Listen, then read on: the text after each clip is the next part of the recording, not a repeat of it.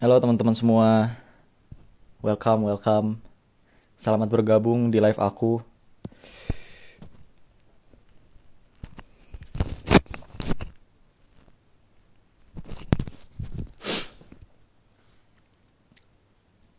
Halo, merhaba semuanya, merhaba.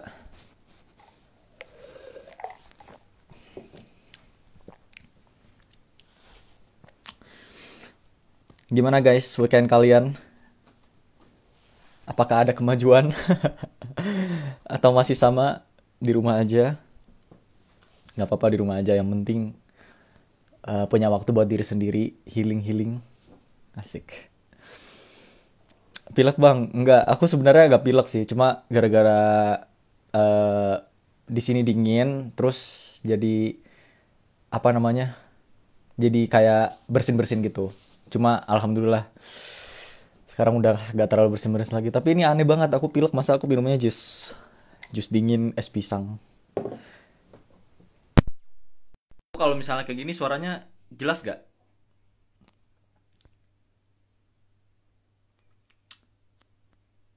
Eskisyair lagi dingin banget. Iya, Noval.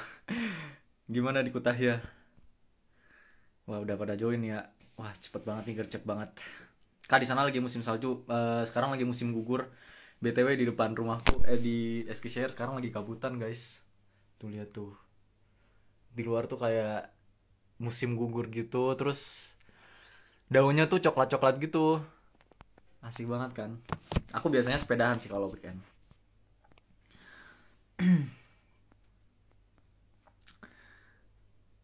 Bagus pakai headset.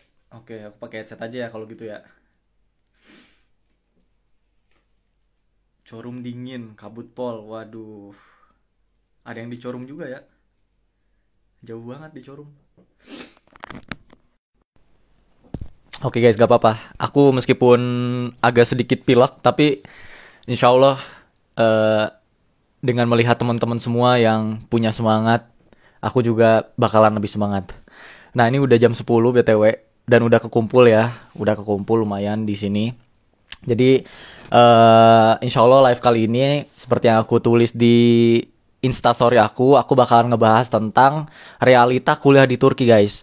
Nah ini kan jarang diangkat gitu ya sama mahasiswa yang udah tinggal di sini gitu. Biasanya kalau webinar-webinar itu nge-share tentang tips-tips kuliah di sini, habis itu cara daftar dan lain-lain lah pokoknya. Nah, aku ngadain live ini tuh supaya jadi bahan pertimbangan teman-teman semua kalau misalnya mau banget kuliah ke Turki gitu. Tapi kan teman-teman belum lihat ya realitanya di sini tuh kayak gimana. Apa aja yang dirasain sama teman-teman yang udah pernah kuliah di sini kayak gitu. Nah, aku ini mengumpulkan beberapa poin di sini. Ini juga hasil beberapa curhatan teman-teman yang kayak misalnya kemarin aku ke Kutahya gitu ya ngisi seminar di sana kan, terus aku kan dengerin tuh curhatan-curhatan teman-teman di sana.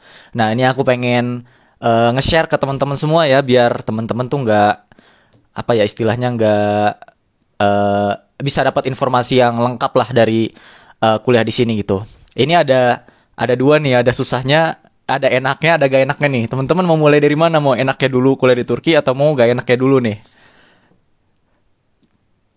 Mau mulai dari mana guys? Kalau aku sih gak enaknya dulu ya biar di akhir tuh enaknya gitu, biar kayak aduh gak enak nih. Yang tadinya gak mau terus pas denger enaknya tuh jadi oh iya enak juga ya, terus jadi pengen lagi gitu kuliah ke Turki kan gitu. Dari gak enaknya dulu, gak enaknya dulu. Udah tiga orang nih yang bilang gak enaknya dulu nih. Yaudah. Kita bahas dari gak enaknya dulu ya, dari susahnya dulu kuliah di Turki. Ini ada beberapa poin ya guys. eh Kita mulai dari yang pertama yang paling sering dirasakan sama mahasiswa yang kuliah di sini. Itu bahasa Turki, guys. Aku yakin ya, kayaknya 100% deh mahasiswa Indonesia yang kuliah di sini tuh pasti kendalanya bahasa termasuk aku gitu. Meskipun aku ya aku mengajarkan bahasa Turki gitu kan. Cuma apa yang kita pelajari dan kita ajarkan di kursus-kursus itu dengan apa yang realitanya di kuliah itu beda guys. Kalian kalau misalnya nggak percaya coba aja tanya teman-teman yang udah kuliah di sini. Biasanya yang kalau di Turki itu kan kalau misalnya kita belum bisa bahasa Turki itu kita harus ngambil setahun dulu kursus bahasa Turki namanya Tomer. Nah, apa yang dipelajari di Tomer ini itu kita cuma mempelajari tentang conversation, percakapan sehari-hari kayak gitu. Kalau buat kayak sorry. Kalau buat kayak yang kuliahan bahasa Turki yang akademis itu beda banget kayak gitu. Gak beda banget sih, cuma kayak yang ada beberapa kosakata yang formal kayak gitu. Grammar yang lebih formal. Misalnya kayak beda banget kalau misalnya gini deh, beda banget kan kalau misalnya kita baca buku cerita anak-anak nih sama buku kuliahan atau buku pelajaran sekolah gitu. Nah, apa yang kita pelajari di Tomer itu kita membaca seperti membaca buku cerita anak-anak. Bahasanya tuh kayak gitu. Bahasanya tuh yang simple-simple, yang mudah-mudah banget lah gitu. Kayak percakapan sehari-hari aja kayak Nasalsen, apa kabar, Gunaiden, selamat pagi. Terus nereye gidiyorsun, Ben, kamu pergi kemana? Ben yemek yedim, aku telah makan, kayak gitu. Nah, itu kan kayak grammar kosakata yang simple yang kita cuma omongin sehari-hari. Sementara kalau misalnya bahasa akademis gitu. Wah, itu udah susah. Wah, kalau yang baru lulus Tomer dan langsung dikasih, "Nih baca buku Turki." Jebret gitu. Waktu ngelihat pasti gak akan ngerti karena bahasanya tuh lebih formal. Misalnya Belirlen Mistir. Belirlen Mistir tuh di Tomer tuh jarang banget tuh. Kecuali kalau misalnya dia ngambil level C2. C2 itu Turkce Academician. Nah, itu Turkce buat orang-orang yang mau lanjut ke ranah akademisi gitulah, belajar bahasa Turkinya. Dan itu pun sulit ya. C1 aja udah ribet banget gitu di otak, apalagi C2. C1 plus gitu atau C1 plus ya. Nah, itu grammarnya lebih rumit lah. Jadi bisa apa ya? Misalnya juga gini. Di kelas itu biasanya Hoja, kita bilangnya Hoja ya, dosen di sini. Hoja itu kan ngejelasin tuh. Nah, itu beda banget kayak kita ngedengerin percakapan teman-teman kita keseharian gitu. Hoja itu sama ngomongnya pakai Turkce juga kan, pakai bahasa Turki, cuma apa yang kita dengar itu bahasanya bahasa akademisi semua gitu. Dan waktu aku pertama kali kuliah, gila, kelas 1 semester 1 itu aku kayak ya Allah, ini orang ngomong apa sih? Aku ngerti 5-10% doang dari apa yang Hoja aku omongin gitu, dari apa yang dosen aku omongin di kelas. Aku yakin teman-teman yang udah kuliah di Turki juga sama kayak begitu. Karena memang gak ngerti banget gitu kan apa yang dipelajari. Jadi waktu itu ya aku menyiasatinya dengan aku belajarnya lebih ekstra lagi gitu. Belajar lebih ekstra lagi, aku baca buku sendiri, pakai Google Translate. Alhamdulillah ada Google Translate Hoja. Tasyakur ederim Google Translate Hoja. Itu yang paling nolongin aku banget dari semester 1 sampai semester 8, bahkan sampai sekarang aku masih pakai Google Translate gitu ya. Itu teknologi yang luar biasa banget sih. Nah, cuma kan kadang Google Translate ada yang artinya tuh ngasal-ngasal banget ya, kayak agak tepat gitu, kayak gak ngerti gitu. Nah, di situ kita ditantang buat searching lagi maksud kata ini apa. Dan kalau misalnya punya teman Turki itu enaknya kayak gitu sih, punya teman Turki jadi bisa nanya langsung gitu ke teman Turki. Makanya kayak aku sering saranin ke teman-teman yang udah kuliah di sini tuh sebisa mungkin cari teman Turki, karena aku juga waktu semester 1, semester 2 tuh aku deket-deket sama teman Turki tuh benefitnya ya itu bisa dapet apa namanya, ngebantu banget lah buat pelajaran, bisa dapat informasi-informasi lebih yang kadang di kelas nih kita nggak tahu nih. Hoja nih tiba-tiba aja ngasih PR gitu, ngasih tugas di telinga kita nggak dapet nih. Di telinga kita Hojanya bilang ya udah minggu depan kita akan belajar tentang ini nih. Tapi teman-teman Turkiku tuh kayak bilang, oh itu tadi Hojanya tuh ngasih PR gitu, ngasih tugas, ngasih ODEF. Nah itu tuh aku tahu informasi-informasi itu tuh dari teman-temanku gitu. Karena kan kalau misalnya baru lulus Tomer rata-rata ya kalau misalnya masuk kelas itu listening kita, pemahaman kita dari Hoja itu masih kayak kurang nangkep gitu lah istilahnya ya.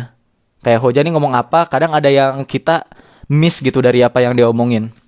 Ya bahkan sampai sekarang juga kadang aku ada yang miss ya dari poin-poin dari orang Turki gitu. Nah makanya itulah gunanya kita punya teman Turki. Jadi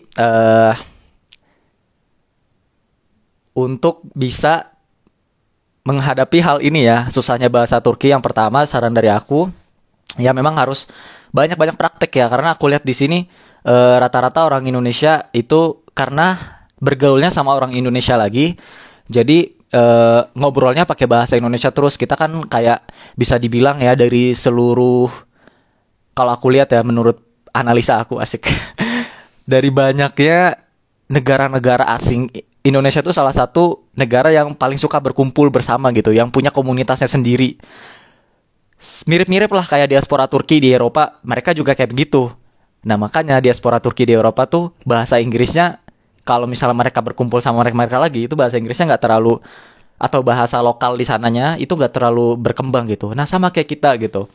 eh Kalau misalnya orang Indonesia datang ke Indonesia, ngerumah di sini, terus kayak gak mau bersosialisasi dengan orang-orang Turki, atau gak mau kenalan sama orang-orang Turki, itu wah kesusahan banget sih.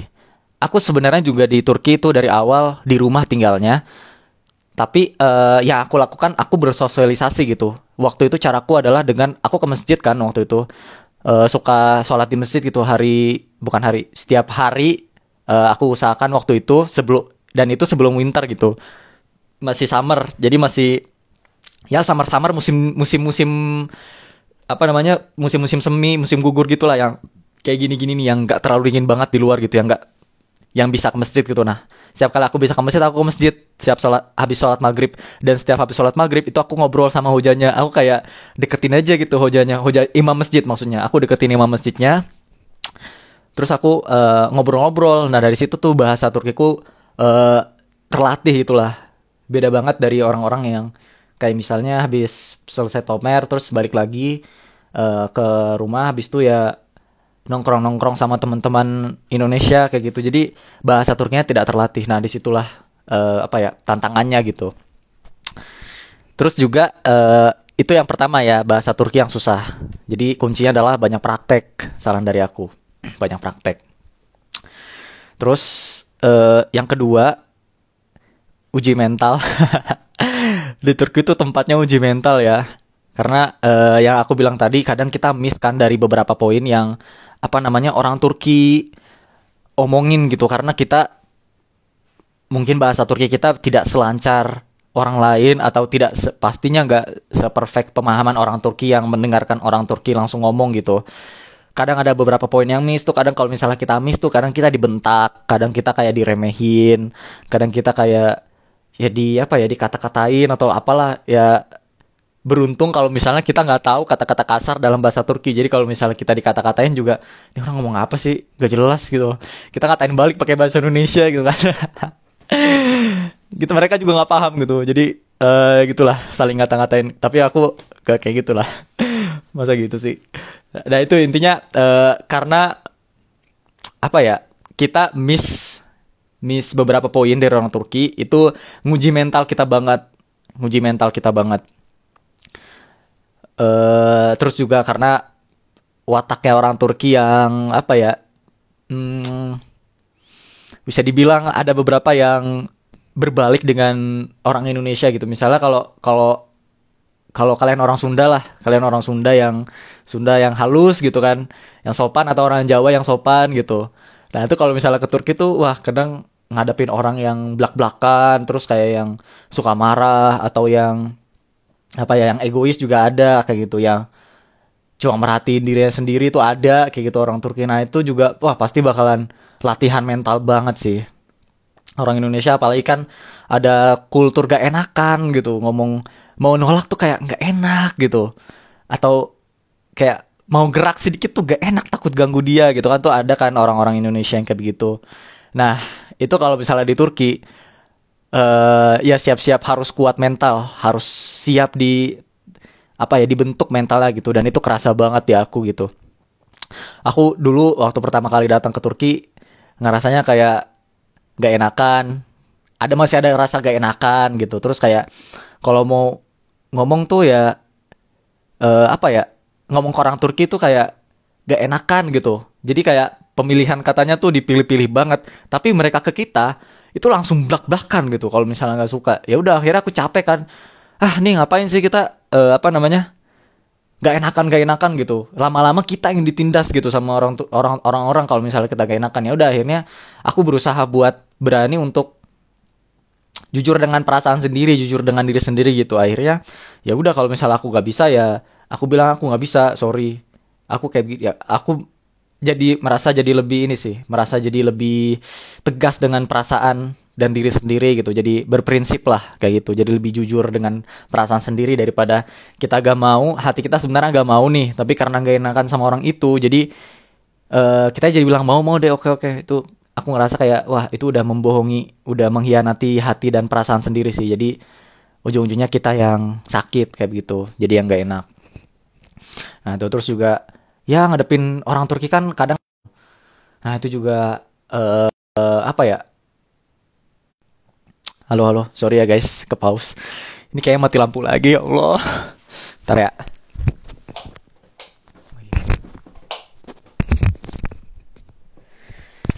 Jadi di distrik aku itu ada pemotongan apa sih, ada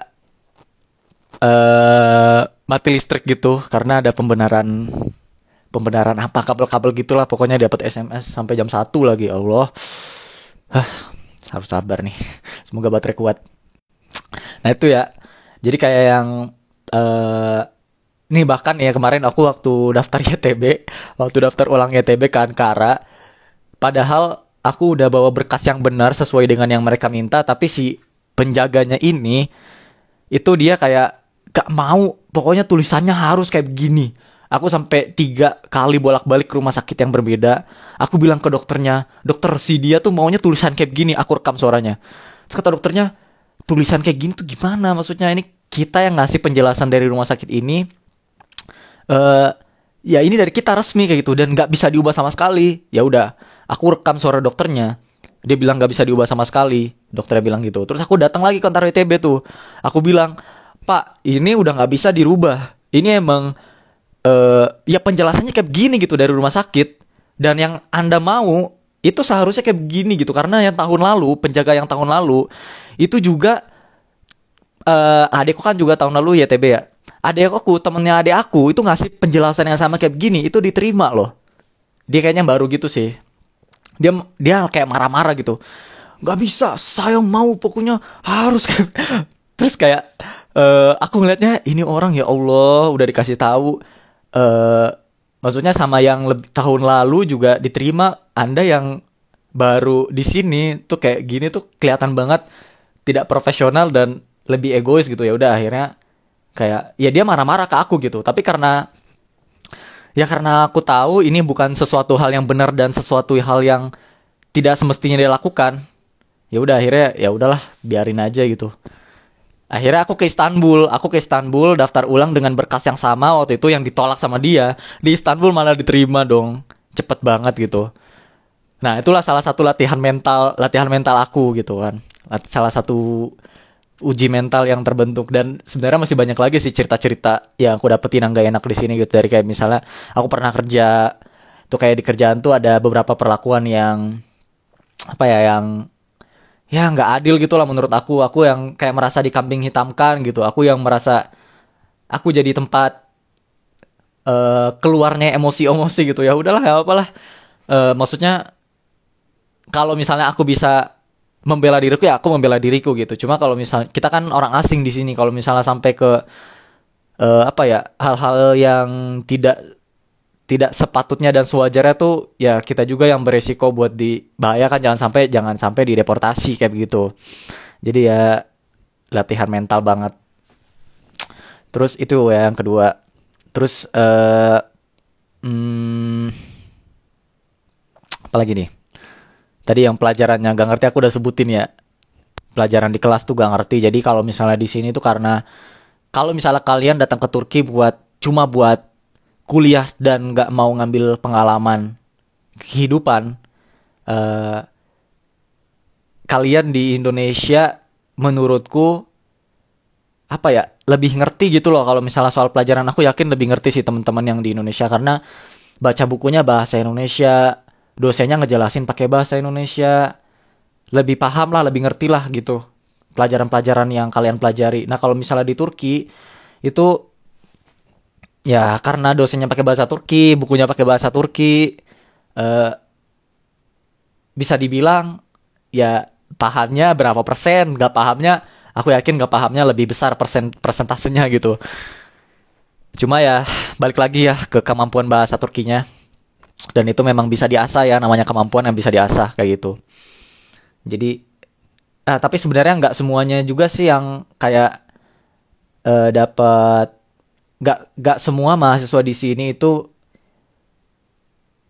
apa ya istilahnya, ya aku bilang gini nih, karena pelajarannya gak ngerti, akhirnya berdampak ke IPK yang kecil gitu. Cuma nggak semua mahasiswa di sini itu punya IPK yang kecil gitu ya.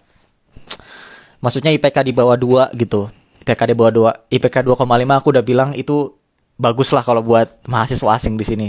IPK 2,5, apalagi di atas 2,5 tuh itu pasti effortnya udah kencang banget. Nah, banyak juga mahasiswa di sini yang dapat IPK 3 gitu, yang IPK 2,5 itu ada kok, yang bahkan cum laude itu ada. Dan itu mematahkan apa ya?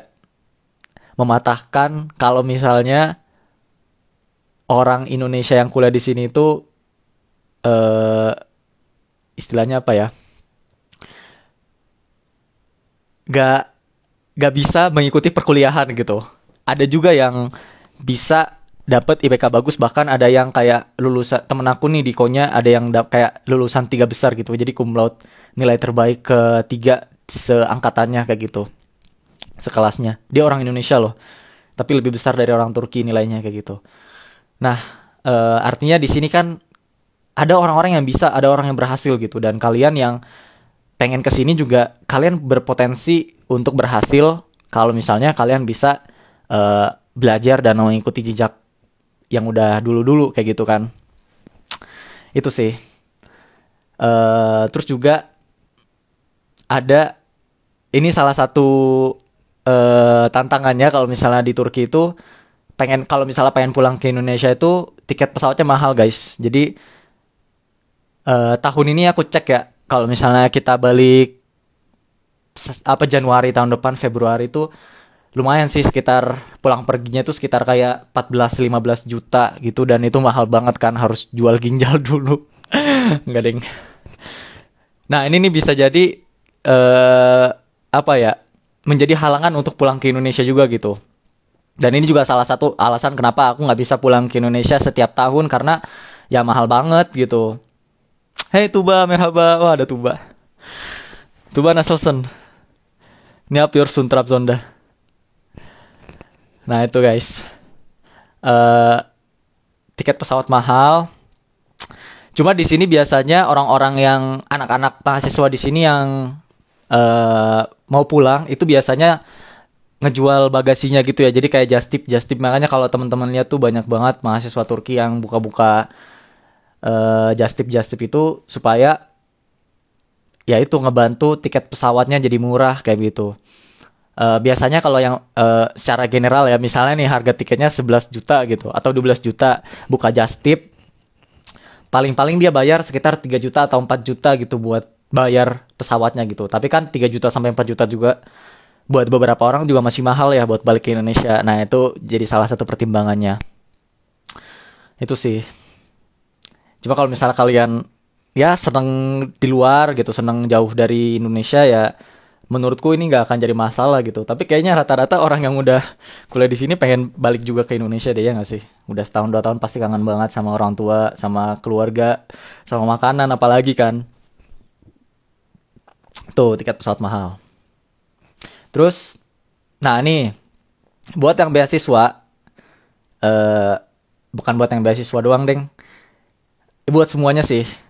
Tapi terkhususnya beasiswa, ini yang paling terkena dampaknya anak-anak beasiswa. Itu karena kondisi ekonomi di Turki yang nggak stabil.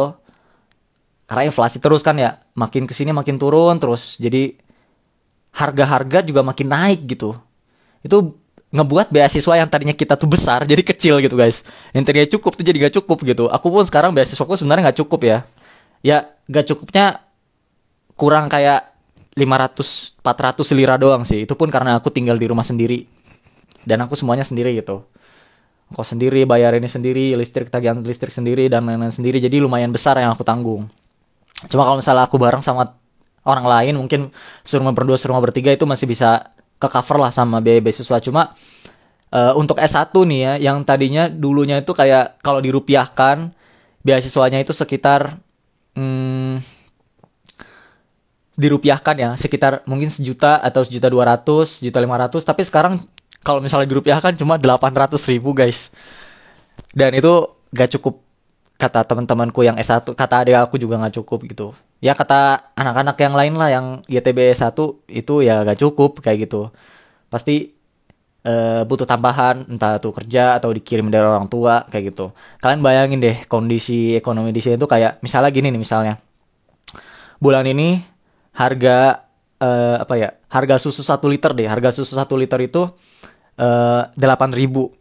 Tiba-tiba bulan depan naik 10.000, bulan depannya lagi naik 14.000, bulan depannya lagi naik 18.000 gitu. Jadi kayak nggak stabil gitu loh, naik terus. Kadang kalau misalnya ada satu hari itu aku lihat di market di sini itu kadang di diskon gitu. Jadi misalnya dari 15.000 tuh di diskon turun ke 10.000 kayak gitu. Nah itu kalau misalnya udah turun tuh langsung borong, gila. Aku langsung borong semuanya tuh. Jadi kalau di kulkas tuh banyak banget susu-susu yang udah aku borong karena harganya lagi diskon kayak gitu. Itu sih berpengaruh banget. Kalau buat mandiri mungkin nggak terlalu berpengaruh ya, karena kan pendapatan uang anak-anak mandiri itu bukan bentuk lira kalau misalnya dia kerja di Turki dengan gaji lira ya. Karena anak-anak mandiri rata-rata kan dikirimin dari orang tuanya pakai rupiah kayak gitu. Jadi semakin turun nilai Turkinya ya semakin kaya gitu. Maksudnya semakin banyak nilai pundi-pundi lira yang mereka dapatkan dari tukeran duit Indonesia rupiah ke lira itu. Nah cuma ini kan apa ya, harga juga makin naik gitu. Jadi ya di benak kita, wah ini jadi makin mahal, itu jadi makin mahal gitu. Jadi mikirnya, wah hidup di Turki itu jadi makin mahal ya, kayak gitu. Itu sih. Inflasi ini lebih berdampak ke anak-anak beasiswa sebenarnya. Terus juga makanan di Turki beda. Ini buat yang tinggal di asrama nih, ini gak enaknya kalau misalnya tinggal di asrama itu karena kita gak bisa masak. Jadi mau gak mau harus makan makanan di asrama gitu, makanan Turki. Kayak corba tuh kayak sop gitu ya, ada sop, terus ada nasinya Turki tuh juga beda gitu ya, nasinya kayak berminyak gitu. Terus ya makanan Turki aku gak pernah tinggal di asrama sih, cuma kayak misalnya menu-menu makanan kacang-kacangan gitu-gitu biasanya lebih sering disajikan di asrama.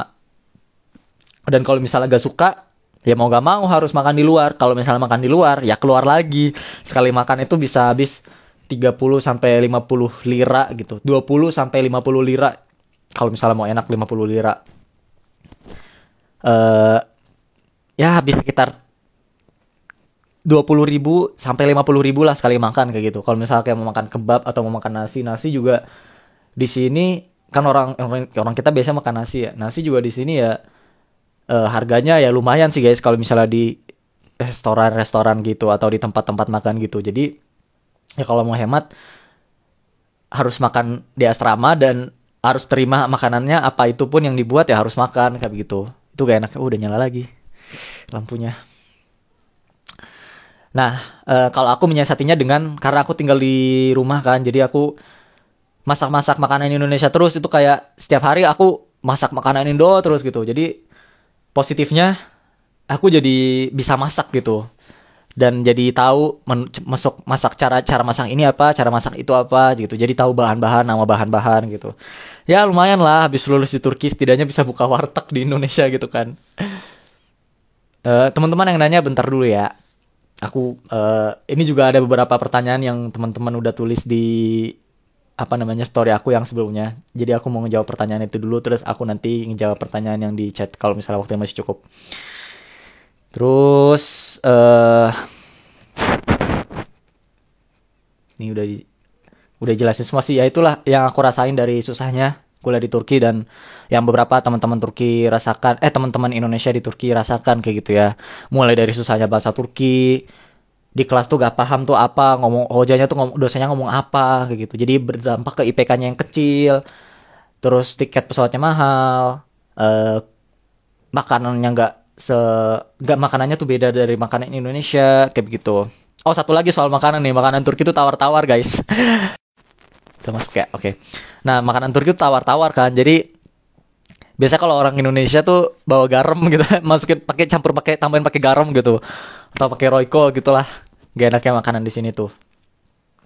Nah itulah, itu dia gak enaknya atau susahnya kuliah di Turki. Tapi seperti yang aku bilang tadi ya, semua tantangan-tantangan yang kita hadapi di sini itu benar-benar membentuk mental kita gitu loh. Jadi bukan sekedar kupu-kupu kuliah pulang, tapi juga mental kita dibentuk di sini. Jadi kayak lebih berprinsip. Itu yang aku rasakan ya. Pengalaman aku sendiri, mentalku lebih dibentuk di sini, lebih bisa berprinsip, bisa lebih tegas dengan diri sendiri gitu. eh Lebih jujur dengan perasaan sendiri kayak gitu. Jadi ngebuat aku jadi makin kuat banget gitu. Dibandingkan aku yang dulu ya, tahun 2016 2017 yang baru lulus SMA dan sedang mencari jati diri lah, asik. Oke. Selanjutnya nih enaknya kuliah di Turki. Yang pertama, pastinya yang teman-teman udah pada tahu ya. Kalau kita kuliah di luar negeri, pasti kita punya banyak relasi, kita punya banyak teman dari banyak negara. Kalau misalnya, apalagi kalau misalnya di Tomer itu yang baru masuk dan belum tahu Tomer. Tomer itu kursus bahasa Turki. Jadi semua orang-orang asing yang datang ke Turki itu kalau belum bisa bahasa Turki dan mau masuk perkuliahan itu wajib banget untuk ikut kursus itu. Nah, di Tomer ini kita pasti bakalan kenalan sama banyak banget teman-teman asing gitu dari berbagai macam dunia gitu.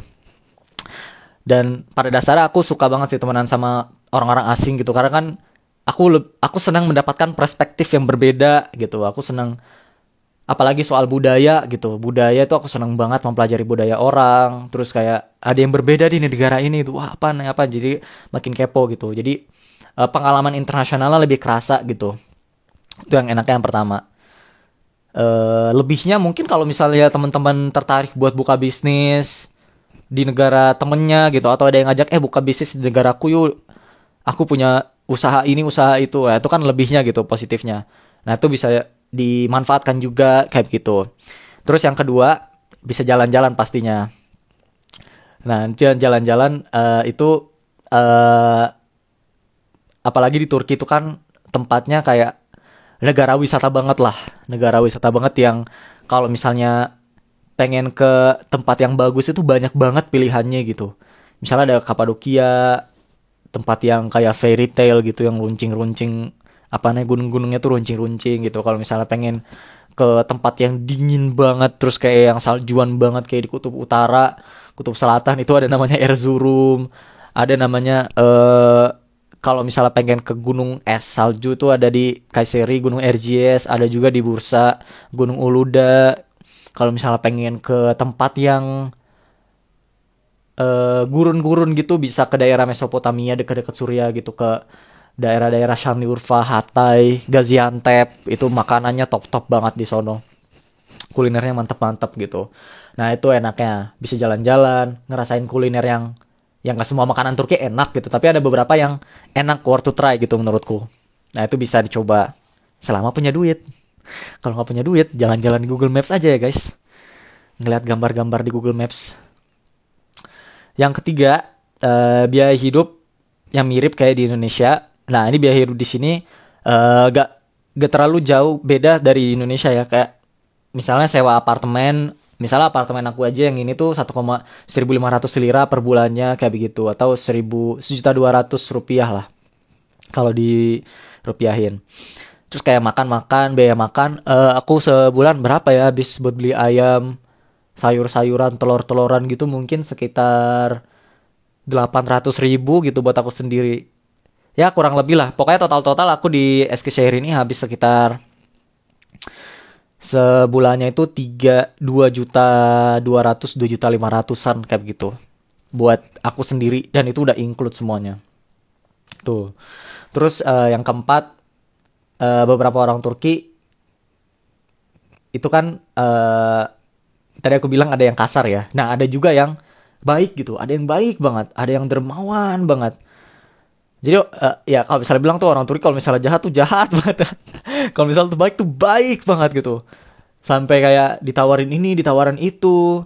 eh Pengen ini enggak, pengen itu enggak gitu. Kamu butuh apa lagi? Kamu butuh ini kak. Wah, pokoknya kalau baik tuh baik banget. Kalau dermawan tuh dermawan banget gitu. Kayak bahkan ada temanku yang tiba-tiba di jalan tuh dipanggil, sini sini sini, dikasih uang nih, buat uang kamu ya. Tapi ditanyain dulu kamu dari mana? Dari Indonesia gitu. Oh dari Indonesia. Oh iya, jauh banget ya kamu datang dari Indonesia ke sini ngapain? Biasanya ditanya gitu.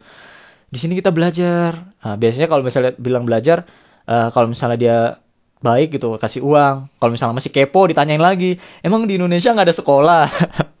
Ada yang sampai nanya emang di Indonesia gak ada air gitu.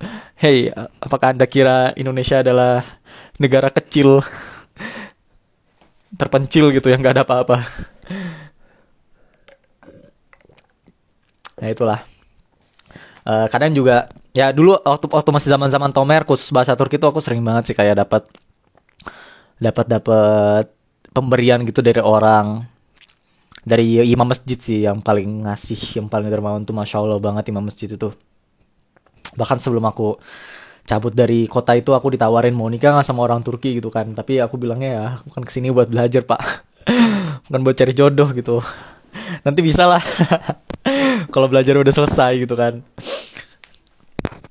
Nah itu pokoknya orang Turki ada juga yang baik kok. Gak semuanya jahat, gak semuanya kasar. Apalagi orang-orang Turki yang tertarik sama budaya-budaya asing ya. Itu pengen bisa banget dideketin gitu lah, bisa banget dijadiin bestie gitu. Dan rata-rata bestie-bestieku tuh orang-orang yang tertarik sama budaya asing gitu. Jadi kita punya celah di sana buat masuk, buat jadi topik pembicaraan gitu. Kalau misalnya dia pengen tahu tentang budaya asing kayak gitu. Tuh enaknya. Kultur shocknya nih sekarang, kultur shocknya. Tadi aku disebutinnya yang pertama makanan. Di Turki itu makanannya tawar-tawar dan gak segurih Indonesia.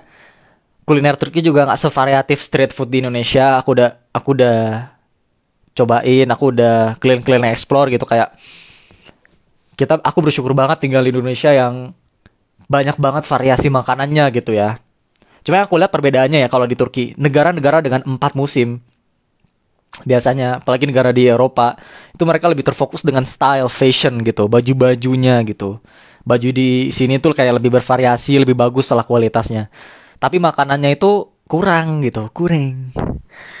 Nggak sevariatif di Indonesia. Kalau di Indonesia, aku lihat, wah makanannya tuh, wah gila keren-keren banget sih, variatif banget dan kreatif banget orang-orang kita tuh dalam membentuk makanan-makanan itu. Misalnya bakso aja ya, bakso kan bentuknya bulat gitu. Kalau di Turki ada bakso itu dari pertama kali ditemukan sampai sekarang aku yakin bentuknya tuh pasti bulat semua, bulat terus. Tapi di Indonesia ada yang bentuknya love, ada yang bentuknya gede gitu, bom atom gitu, dalamnya tuh ada telurnya, ada apanya, terus ada yang bentuknya ya macam-macam lah bentuknya. Itu aja salah satu contohnya.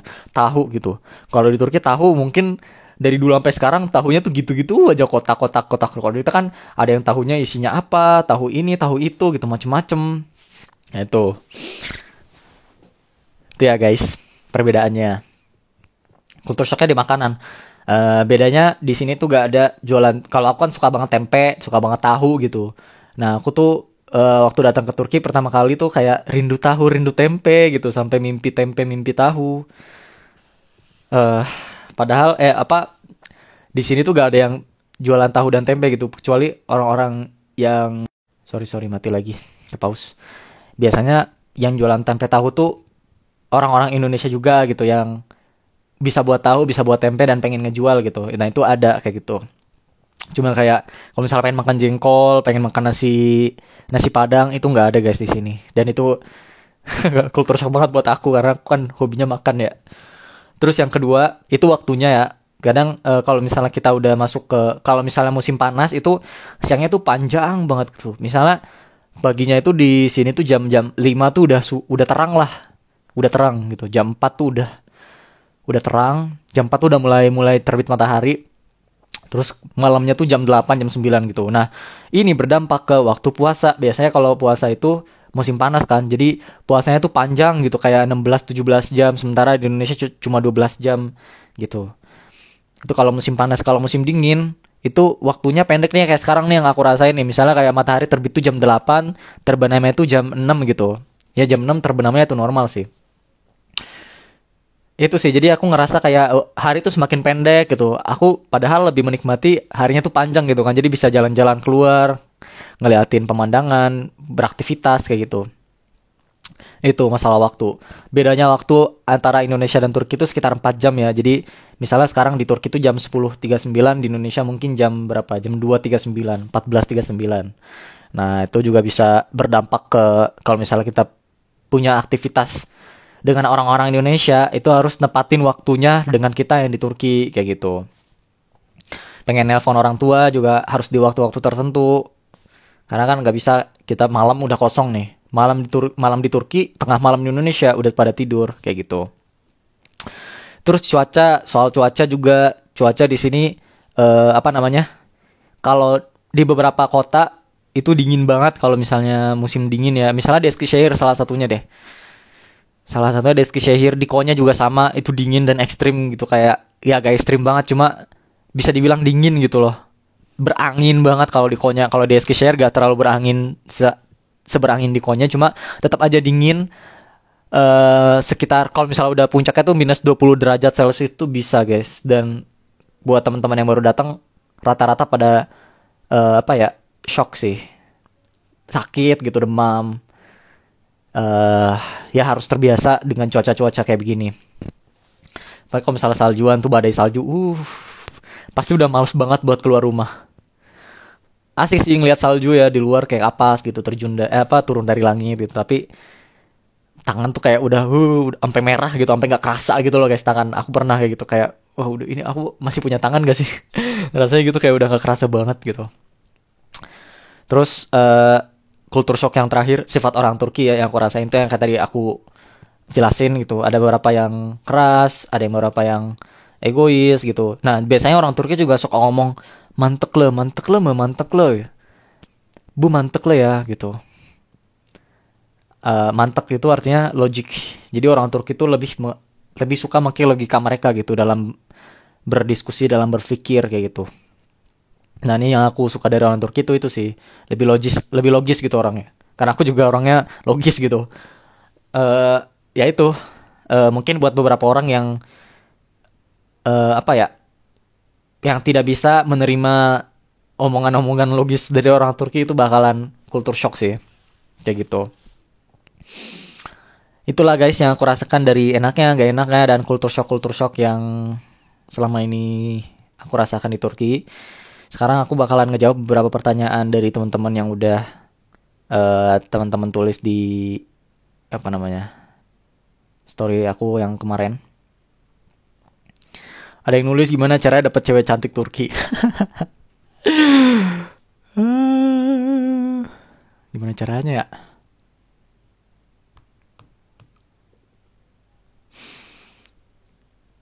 Tanggapan muslimah bercadar di sana gimana kak?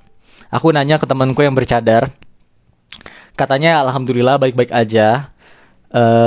Nggak ada masalah. Ini bisa ngasih di sini Q&A gitu. Kayak ngasih. Oh ini bisa nih. Nah ini kan enak gini biar teman-teman yang baru masuk juga bisa baca. Yang bercadar itu kata temanku yang bercadar itu dia gak apa-apa sih, baik-baik aja dan masih bisa beraktivitas dengan normal. Jadi apa ya, gak perlu khawatir sih. Cuma mungkin bisa jadi yang bercadar tuh dianggap orang Arab gitu ya, bukan orang Indonesia atau orang mana gitu. Biasanya kan kalau orang-orang Arab di sini kan bercadar gitu. Terus nih ada yang lagi buat S2 banyak tugas jurnal nggak kak? Terus ada prakteknya nggak kak? Kalau buat S2 itu ya kita ditulis, bahkan sekarang aku lagi ada tugas nulis jurnal ilmiah gitu. Dan itu kata dosennya nanti harus dipublish gitu, diminta buat dipublish di Turki. Tapi dalam satu semester aku cuma diminta nulis satu jurnal doang sih. Sisanya tuh kayak tugas-tugas, lebih banyak kayak tugas-tugas baca buku, tugas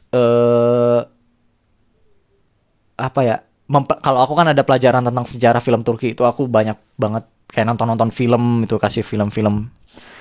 Kalau misalnya ngambil jurusan tentang kritik film itu biasanya setiap minggu, kalau misalnya ambil pelajaran itu, biasanya setiap minggu tuh kita disuruh nonton film, habis itu diminta kritik film. Itu aku rasain gitu. Kalau teman-teman dari jurusan lain aku kurang tahu. Prakteknya ada nggak S2? S2 kalau buat jurusan aku itu nggak ada ya. Aku nggak tahu kalau jurusan yang lain, apalagi kayak jurusan-jurusan fisika gitu-gitu. Aku yakin pasti ada sih prakteknya. Masa teori doang gitu kan nggak logis gitu ya. Kalau jurusan aku kita lebih ke teori sih.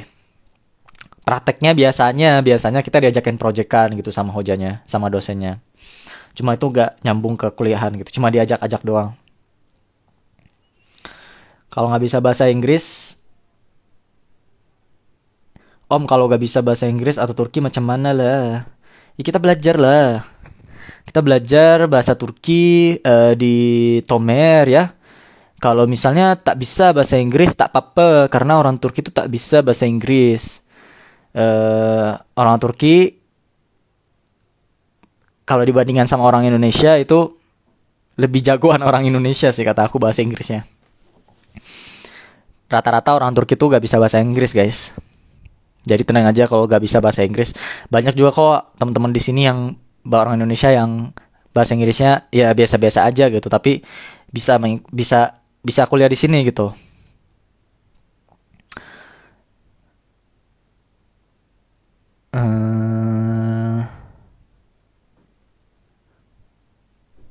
Gimana cara menyesuaikan diri dengan teman-teman asing? Nah, ini juga apa ya? Termasuk salah satu yang ditanyakan, yang paling sering ditanyakan ke aku. Kalau aku biasanya ya, aku open conversation dulu gitu. Aku kenalin diri dulu. Aku yang mendahulukan pembicaraan itu gitu. Kenalan dulu aja, nama, kamu dari mana gitu. Tanya tanya negaranya, negara asal mana gitu. Terus kalau misalnya kita nggak tahu, kita tanyain, negara kamu tuh eh, terkenalnya dari apa gitu, apa ada budaya-budaya apa di negara kamu tuh kan, yang paling mudah buat dijawab sama mereka-mereka gitu ya. Itu sih mulai dari aku biasanya mulai dari conversation yang nyaman, yang paling mudah untuk dijawab sama orang-orang gitu. Jadi kita juga olah-olah pertanyaan-pertanyaan di otak kita gitu. Dan biasanya aku ngedeketin orang-orang yang tertarik sama budaya-budaya asing gitu, orang yang tertarik sama berteman sama orang-orang asing juga. Jadi kayak lempar bolanya tuh enak gitu, lempar balik bolanya. Kita lempar bola ke mereka, mereka lempar balik bola ke kita tuh, jadi lebih enak lah komunikasinya gitu. Nanti dari situ mungkin kita bisa deket, kita ajak main, ajak jalan-jalan, ajak nongkrong gitu di kafe, ajak, kalau aku ke rumah kan biasanya aku ajak, ayo datang ke rumah yuk, aku masakin makanan ini, aku masakin makanan itu gitu. Aku biasanya memperkenalkan budaya Indonesia tuh dari masakan-masakan aku kayak gitu. Terus dari situ kita ya aktivitas bareng, akhirnya bisa deket. Kalau aku kayak gitu sih. Hmm,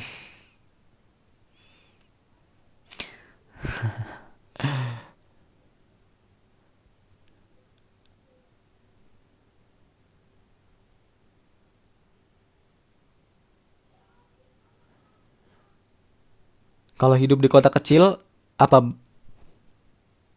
apa banyak bang yang bisa pakai bahasa Inggris? Eh enggak sih, kalau di kota kecil rata-rata biasanya yang bisa bahasa Inggris itu di kota besar ya, kayak di Istanbul tuh banyak banget.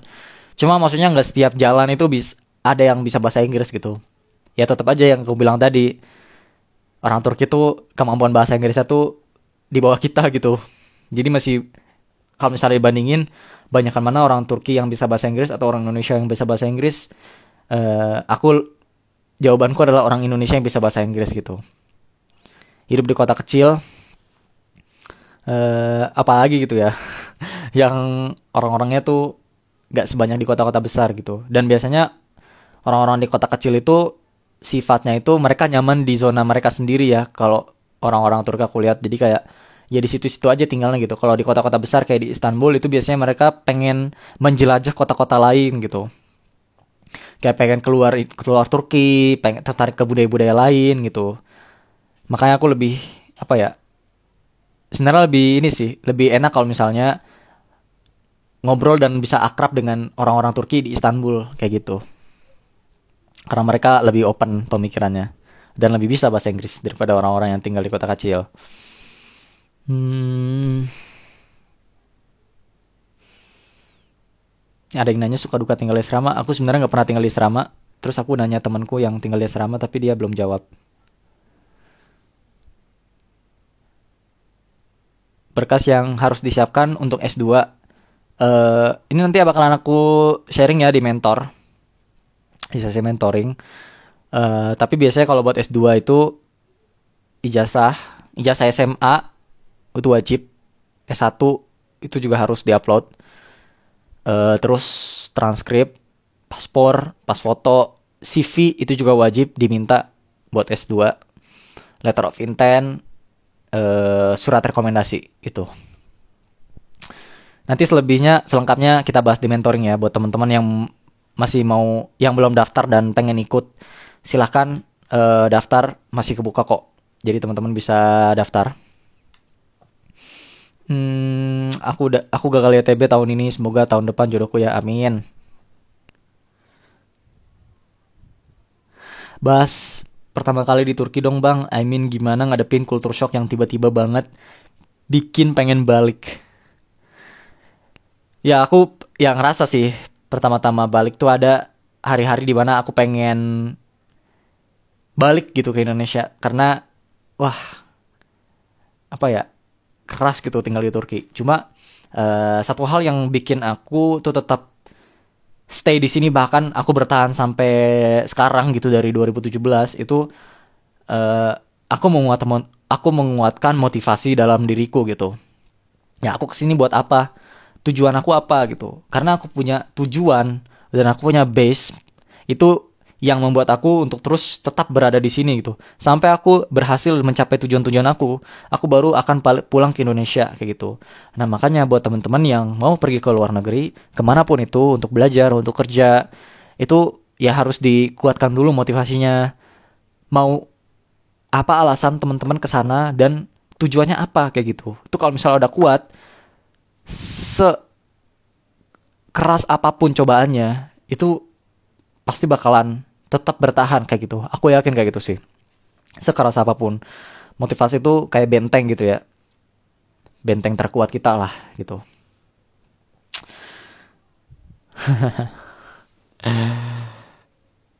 Oke. Ini udah habis ya pertanyaannya. Sebenarnya ada beberapa, cuma kayaknya udah aku jawabin di sini. Yang di Instagram sekarang aku lihat dari komentar teman-teman semua. Harus dari mana nih? Kayaknya dari atas juga udah ada yang nanyain ya. Bang, kalau dentis mahal gak di sana? Aku baru mau pakai behel. Kan harus kontrol sebulan sekali. Kalau keterima YTB otomatis pindah ke dokter jadi di sana. Kalau di sini dentis kata temanku itu lebih mahal dari Indonesia gitu. Jadi kalau misalnya kayak pasang-pasang behel itu, aku nggak tahu kosnya berapa, cuma ya lebih mahal lah dari Indonesia gitu sih katanya. Lagi nggak sih yang nanya? Ini jangan-jangan yang di atas nih yang nanya-nanya nih udah keluar nih. Apa semua kota aman untuk Ahwat khususnya? Sebenarnya kalau dibandingin tingkat kriminalitas di Indonesia dan di Turki lebih rendah ya kalau aku lihat ya. Cuma mungkin kalau misalnya teman-teman yang perempuan itu mau keluar malam di atas jam 12 gitu, itu aku saranin enggak sih. Soalnya rada-rada ngeri ya, apalagi di kota-kota Istanbul, Ankara gitu-gitu. Ya karena takut kayak diikutin atau tiba-tiba ada yang ngasih lihat barangnya gitu kan. Lagi jalan-jalan ngelihat itu kan ya nggak lucu gitu. Kalau misalnya jalan-jalan siang sih aman-aman aja sih sejauh ini ya. Aku belum pernah mendengar cerita teman-teman dari perempuan yang dapat masalah ketika jalan siang. Kayak dijamret gitu-gitu, aku nggak, alhamdulillah sejauh ini nggak pernah sih ngelihat yang kayak gitu-gitu dan nggak pernah mengalami di situ. Justru Aku mengalami jambret itu waktu di Indonesia. Untungnya barangnya gak keambil. Aku langsung refleks gitu kan, belajar kungfu gitu. Asik. Gak jadi di HP-nya keambil, alhamdulillah. Coba ya. Univ yang nerima nilai di bawah 80 di list ITB kira-kira ada gak bang? Wah ini aku gak tahu ya. Biasanya Univ itu nerimanya yang ya di atas rata-rata sih 70 sih, 70 apa 80 ya. Setahu aku 70 loh, bukan 80. Di atas 70 tuh biasanya nerima. Kalau di sana banyak juga gak yang pakai sendal. Kalau misalnya di Turki kalian pakai sendal swallow keluar itu pasti diliatin, soalnya sendal swallow gitu-gitu tuh pasti di sini tuh sendal swallow tuh model-model sendal WC guys. Jadi dikiranya wah ini orang habis mandi langsung keluar gitu ya, gak pakai sepatu, gak pakai apa gitu. Biasanya kalau musim dingin itu orang-orang semuanya pakai sepatu dan gak pakai sendal. Dan kalau misalnya pakai sendal itu pasti dipanggil, ditanyain gitu, kamu kok pakai sendal sih gitu. Aku dulu waktu pertama-tama datang ke sini, aku jalan kan keluar pakai sendal, lagi musim dingin. Dipanggil, dikasih sepatu dong sama orangnya. Ya Allah baik banget ya Allah. Semoga tuh Allah ngebalas kebaikan dia. Dikasih sepatu sama dia, terus dikasih apa gitu. Pokoknya dikasih gitulah. Mungkin ngelihatnya aku kayak wah orang asing gitu jauh-jauh dari Turki, terus kesusahan. Padahal sepatuku ada di rumah. Aku pengen pakai sendal aja waktu itu keluar. Cuma karena belum bisa bahasa Turki dan gak bisa ngejelasin, aku efet aja gitu. Akhirnya iya aja gitu, iya dapat sepatu, akhirnya dikasih sepatu sama dikasih apa gitu, barang aku lupa pokoknya, apa duit apa ya gitu, aku lupa. Dan dengan orang yang sama aku juga dikasih HP sama dia waktu itu, waktu HP aku tuh kecebur di laut. Cerita lagi ngevlog, bukan lagi ngevlog sih, lagi sosokan story, tiba-tiba jatuh HP-nya, cepluk ke laut. Pas diangkat udah mati HP-nya guys. Terus aku datang tuh ke orang yang ngasih aku sepatu, dia kan kebetulan punya counter HP. Terus aku cerita, dia kasih HP gratis sama dia. Ini kamu pakai aja HP kamu sampai, pokoknya kamu harus bisa biar kamu bisa komunikasi sama orang tua kamu di Indonesia kayak gitu. Dikasih HP. Terus HP-nya udah datang dari Indonesia, aku balikin ke dia, dia malah nolak gitu kan. Udah nggak apa-apa, ini buat kamu aja. Ya aku nggak mau gitu kan, karena itu kan HP-nya dia gitu, dijual gitu kan, HP jualannya dia. Ya udah aku balikin aja, udah makasih banyak. Ya semoga Allah membalas kebaikan dia sih. Aku pernah dapat cerita ada yang pakai cadar terus ditarik bang, sedih banget sih. Nah ya ini aku juga nggak tahu ya, soalnya yang pakai cadar di Turki itu jarang ya kalau dari orang Indonesia. Tapi dari pengalaman temenku yang aku tanyain ini, dia ya aman-aman aja sih. Cuma selebihnya aku nggak tahu ya guys ya. Mohon maaf banget karena informasiku terbatas di sini. Kecuali kalau aku mau sosial eksperimen, aku pakai cadar keluar ya kan, gak mungkin nanti ditanyain tiba-tiba yang ngomong suaranya ngebas gitu kan. Kalau misalnya aku ngomong, tanya nama ibu-ibu, dirilisin, aku bilangnya Indonesia Lium, dari Indonesia gitu. Kan gak lucu. Kelas bimbingan mentoring masih dibuka nggak? Masih dibuka, silahkan daftar.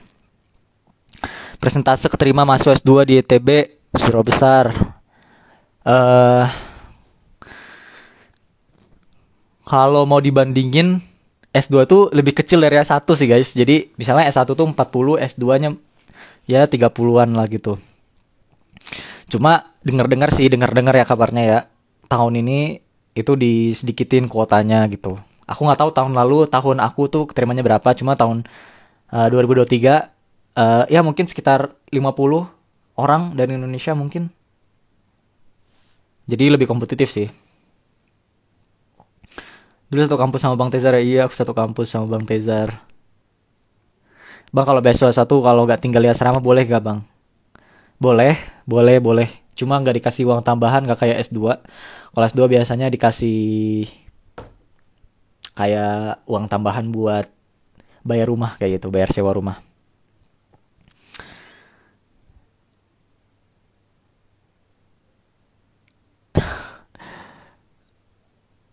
Saipudin, apa kabar? Baik, alhamdulillah.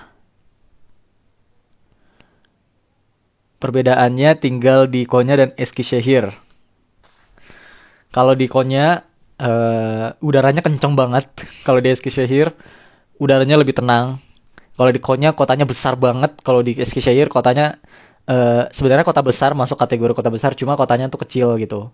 bukan kecil sih, apa ya, kayak mau ke sana mau ke sini tuh deket-deketan gitu. Kalau di Konya kan gede banget. Jadi kalau misalnya mau ke sana mau ke sini tuh harus pakai tram atau pakai apa gitu. Itu yang aku rasain sih. Terus di Eskişehir lebih dingin rasanya daripada di Konya. Orang-orangnya juga lebih sekuler. Nah ini dia. Kalau di Konya lebih konservatif, kalau di Eskişehir lebih sekuler orang Turkinya. Gitu sih. Terus kampusnya juga aku lebih seneng sama kampus Anadolu. Soalnya dosen-dosennya tuh lebih, aku lebih dekat, lebih bisa dekat lah, lebih bisa ngobrol sama dosennya daripada waktu di Selçuk Univ dulu. Yaudah guys ya, segitu dulu aja guys, karena ini udah jam 11 dan 1 jam lagi bakalan ada mentor. Buat teman-teman yang hadir di sini makasih. Nanti kita sampai ketemu di sesi mentoring. Insya Allah hari ini bakalan kita habisin langsung ya dari hal-hal yang perlu diperhatikan sebelum daftar beasiswa ITB, eh, simulasi daftar ITB. Nanti aku bakalan membimbing pengisian daftar website TBBS Turki Berselari itu yang teman-teman kadang masih bingung. Terus nanti kita bakalan ngebedah letter of intent. Aku udah pilih-pilih beberapa letter of intent dari teman-teman. Wah, banyak banget sih yang ngasih, tapi gak bisa aku bahas semuanya karena waktuku dan tenagaku juga limited. Gitu. Jadi ya nanti kita lihat aja ya guys. Pokoknya sampai jumpa di sesi mentoring. Buat teman-teman yang mau daftar, eh, silakan daftar, masih dibuka, gratis, nggak bayar guys. Oke, see you guys, bye bye, happy weekend semuanya.